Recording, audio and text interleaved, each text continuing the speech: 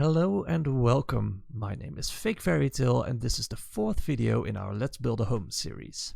So at the end of last video I told you guys that I would add a bit of clutter and I've completed this. As you see, it's not that much that I've added, just a few things here and there, like the paper, like the stool, some rope over here, a bucket. And with that done, I would like to progress on to the next stage, and that would be shadows and lighting, especially indoors in this occasion. Before we do that, however, somebody brought to my attention that I actually forgot to explain how I want to create some depth, of how I often do, for crates that have objects in them. And for that I actually have quite a simple trick. And we're searching for some planks. In this case, we'll take the dark brown ones. And we're going to just make a little ledge around the edges of the crate. And make sure that they overlap with the objects that are in the crate just by a tiny bit. And it doesn't have to be too much to make sure that they have the appropriate size. So right now that's 2. This gets a bit iffy, generally speaking, but this should work. And we'll turn it around a little bit, do the same thing here as well. And we'll put this on layer 3, layer 2. No, and actually, it's not. So right now we're going to have to change up a few of the layers over here, because I want the piece of wood to disappear underneath the crate. So in order to do that, we have to put this all on layer 2, and we will be putting the plank on layer 1, bit to the edge over here, and we want to make sure that it's the same edge you see around the entirety of the crate.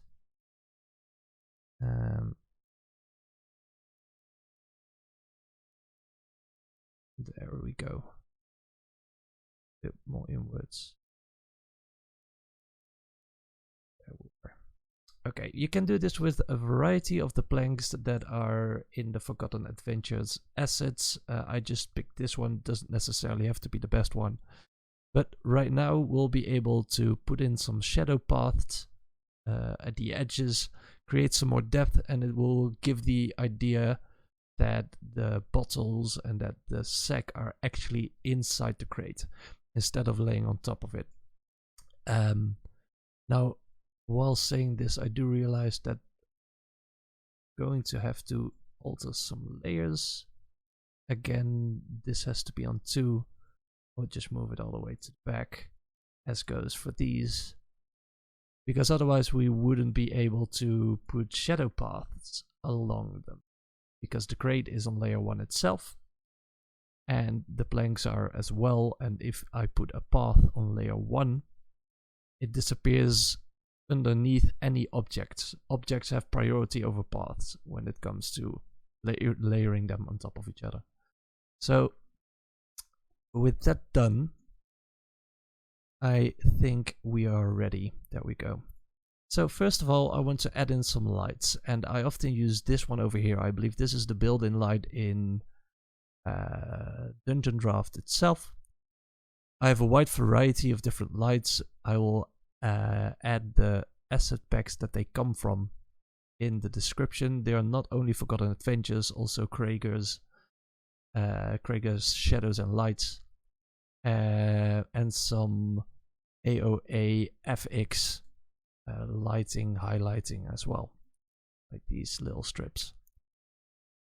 To be honest, doesn't work perfectly in DungeonDraft. DungeonDraft is just a bit iffy when it comes to lighting and how it handles lighting. So for example, you can't rotate these over here. You will have to put them down first, then you'll have to rotate them, and if you have at some point about 50 or 60 lights in your map, that becomes an issue. It starts to lag, and my computer is actually quite decent, but I can expect that for lower end laptops that have a bit less RAM, memory, or CPU, that will become an issue. So the lights that you have here, these are often used for highlighting edges of crates, edges of tables where the light reflects off of it. That's something that I'm going to do here as well, just to give it an impression. I won't do it on the entirety of the map, but just a few places where it might look neat. And we use the top one over here as general lighting. Now, what I often do is I turn the ambient light just down by a notch, not too much, because this will put a nice emphasis on the lighting, both inside and outside. And we're going to turn this into something a bit more warm, because most of the light will be coming from fire or candles that are burning inside the lanterns. So we want the light to be quite warm. And let's see, it's daytime right now. We'll add some light for the windows. And first of all, we have to make sure that they don't block light. They will allow light through. So we'll turn that on at every single one, including the door, because it's weird that this blocks light. These can block light, that's fine. And that's much better already.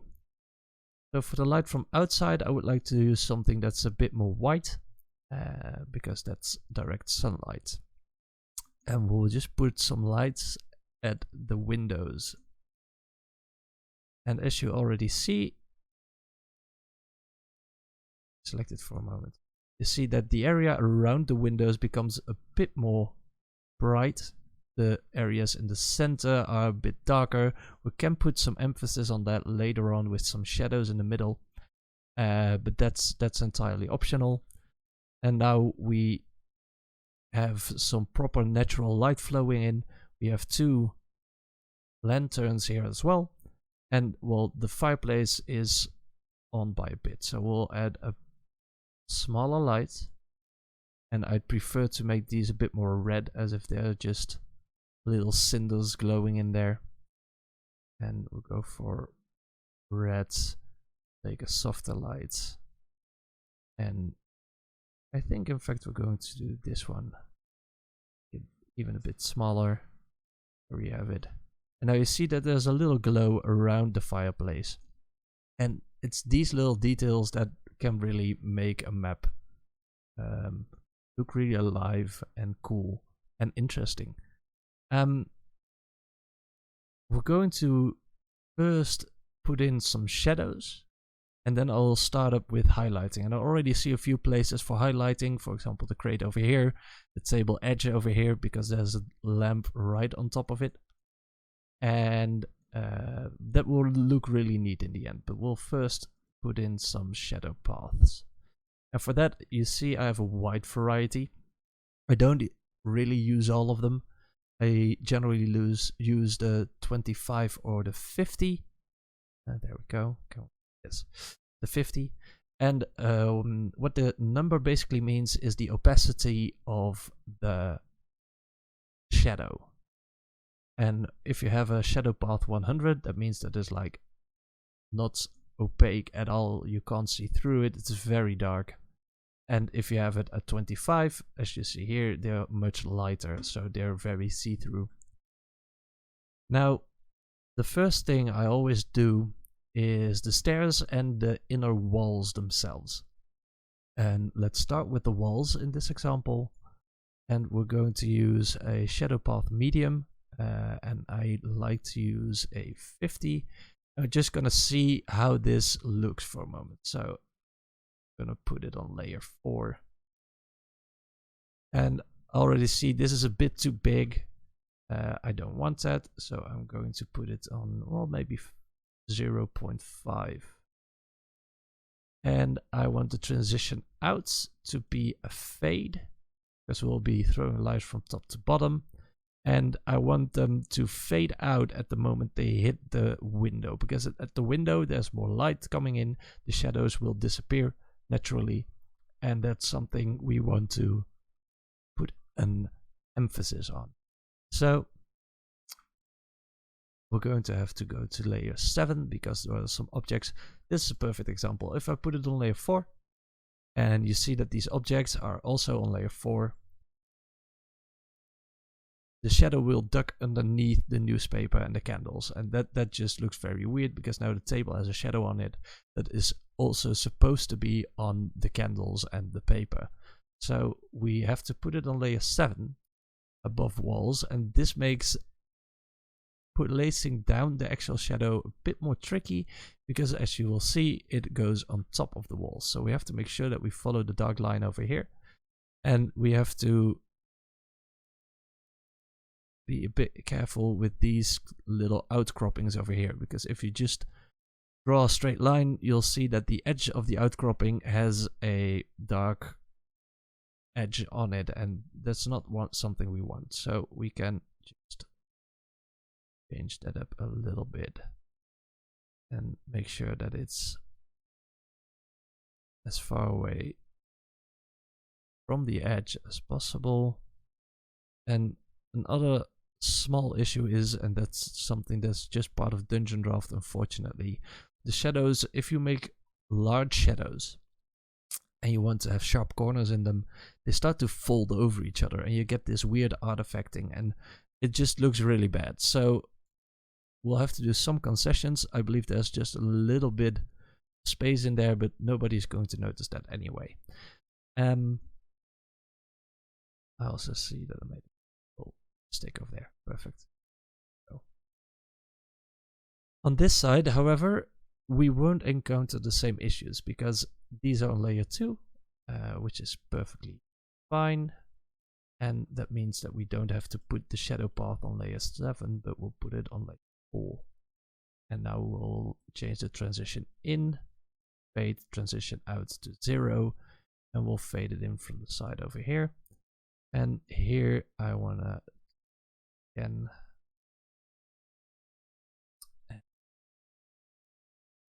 shadow about almost the window there. We'll put in a shadow here, but we're going to make it significantly smaller than the rest, and here we want to have a fade in. So fade, go. And we'll do a fade out, reaches the door, go. So if you don't put on the fade, you see this very sharp line, and in fact, if there was a bright light over here, that would probably be the best way to go. I have a sharp line from where the pillars of the wall and the doorway block out the light. I just generally don't like to do that. I prefer to have it a bit softer, make it a smooth transition, but that's personal preference. If you want to do it any different, that's fine. Just make sure you like it yourself. Go. We can put a shade here, but I also want to put it a bit smaller. Go.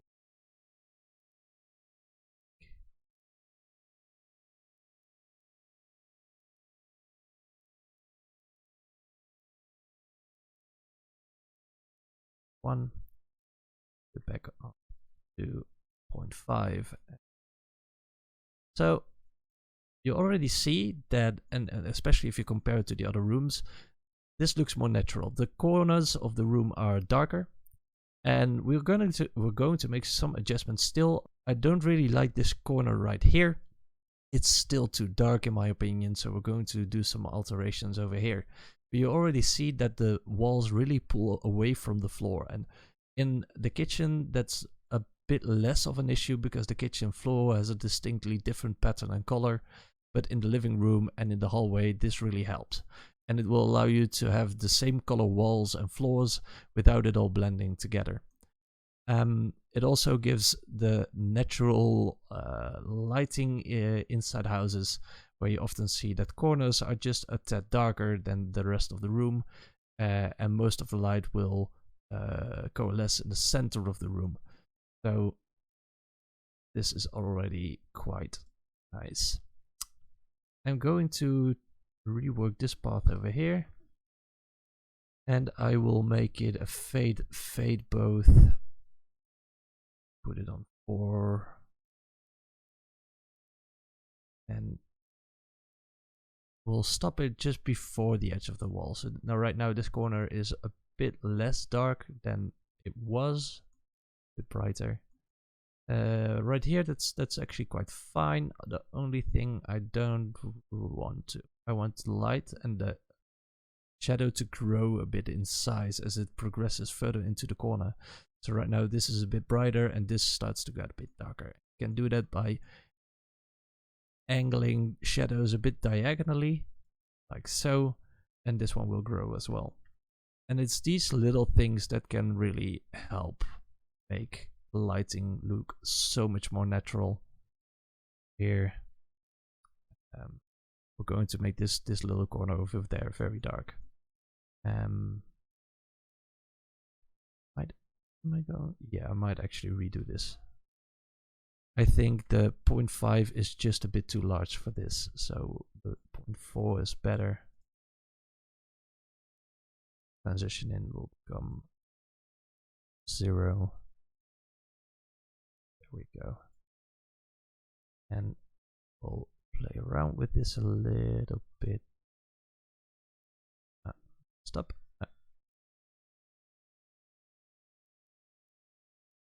Perfect. Okay. Now we're going to do the same thing about a few objects in this room. I'll take it one room at a time. I think that's the easy. There we go.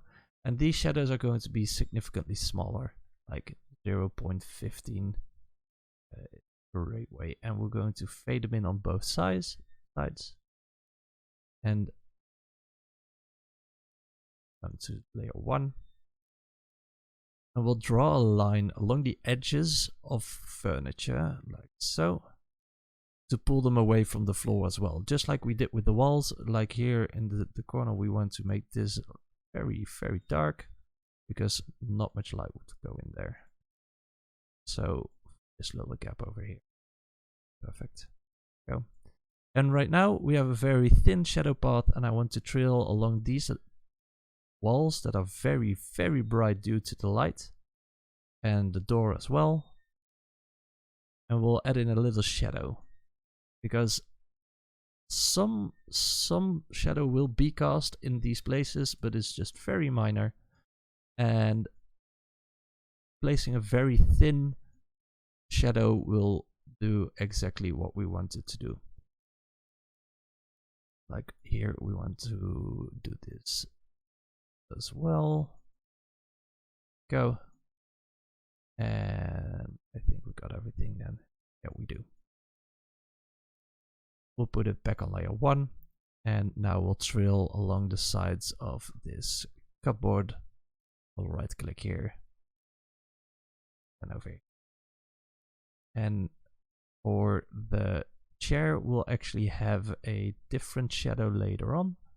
And I'm going to do the same thing, but I'm going to be even smaller around the edge of the fireplace here, because the light from the fireplace will cast a shadow in here. Put it back on the row 15, trail along these objects over here. And now we get to the table. 3, yeah, okay. So we have applied some shadow to the most important objects. Everything has been pulled away from the floor. You see everything casts a little shadow, but you also notice that I don't really take into account the shadow that might be cast from the light sources just yet. Also in this situation, there won't be very distinct and sharp shadows in this way, because there are a lot of different directions of light sources coming into the room, which would brighten up around of probably every angle. but I'll do a few things here and there, show you guys how to do it, and then you can play around with it yourselves. I'm actually thinking about making some tutorials in which the light source, that there's only a single light source, for example when you're underground, and these things are much more important than when you have a living room with multiple windows, the light coming in from all the sides. So we'll transition to the table right now, and I'm going to draw a shadow on the layer between the chair and the table, because I want the table to cast a shadow on the chair as well as the ground, and it will really give a sense of depth going on around the table. So we'll put one over here as well, corner, and we'll draw it out around the side of the table. And we're also going to add a shadow on the second layer, which is going to cast away from the chair, but it's underneath the chair, so you won't see the sharp line over here, and it casts a shadow on top of the rug. I'm also going to do it a bit over here. I want to make it even thinner because it's like directly pointed at a window, and just make it really thin. Doesn't have to be too much. There we go, something. And now we already have a quite interesting looking room. I'll do something over here as well, just a thin shadow. And thin, oh, I see that I have to put it on. Go. We can do something up here as well in a minute. I think that's a good idea, because this brings us to the second part of putting down shades. We did the major pieces of furniture and we did the walls, but you can also draw a few shadows on top of objects, even though there are already some shadow applied to it. Like for example on this book, you see that the center is darker than the outside. I didn't do this. This is already inside the asset, but you can add some shadows of your own depending on where the light comes from. So right now I would like to first pull the shade of the asset away from the table. We'll make a small thin edge around the object. In this case, check on layer. I have to put this layer 2, and I believe the book is on layer 2 as well. Yeah, so put it on layer 3. And now we have to make alterations.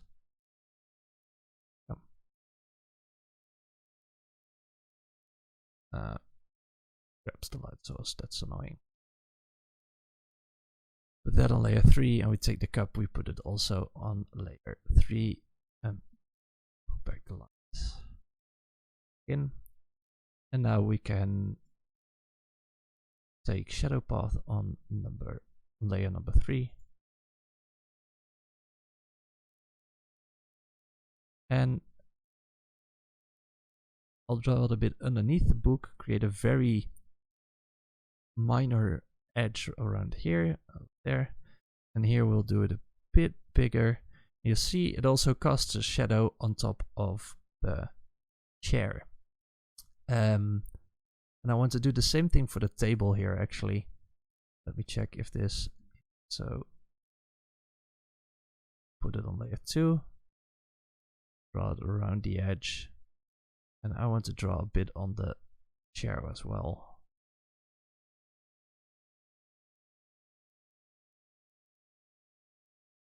Go. So we made the right side of the chair a bit darker because most of it will be underneath the table and underneath the book. We also need to cast a shadow from the plant over here. And with round objects, it often is quite hard to make nice shadows. Right here we can use the leaves to make it look nice, but otherwise it might be easier, and I think we'll come to that when we'll do some cups and working in the kitchen as well, to use a shadow that is faded on both sides instead of on only one side, like so.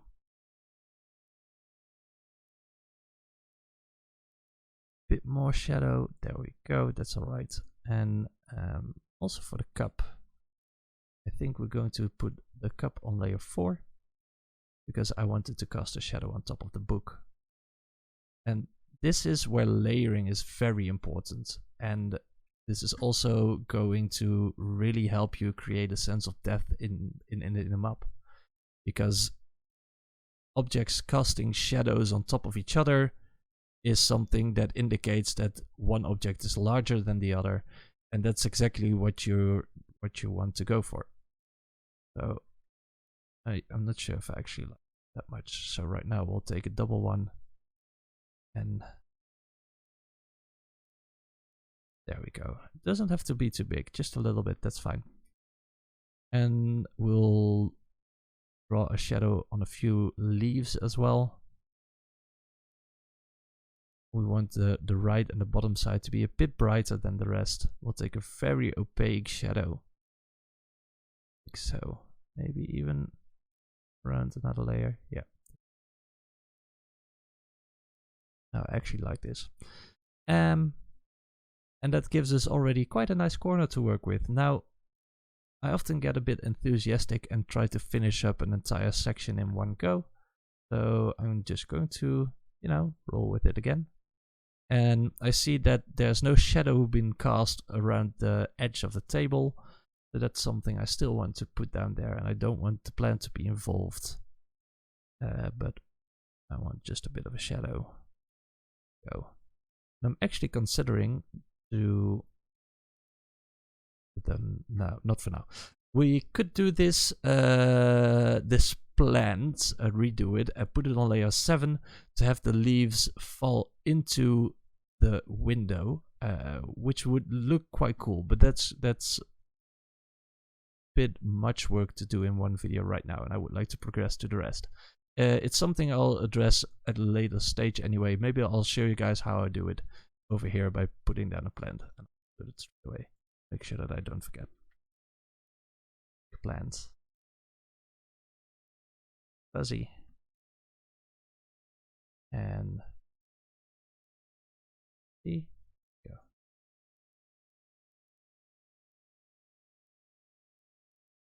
And we'll turn it to some side. There.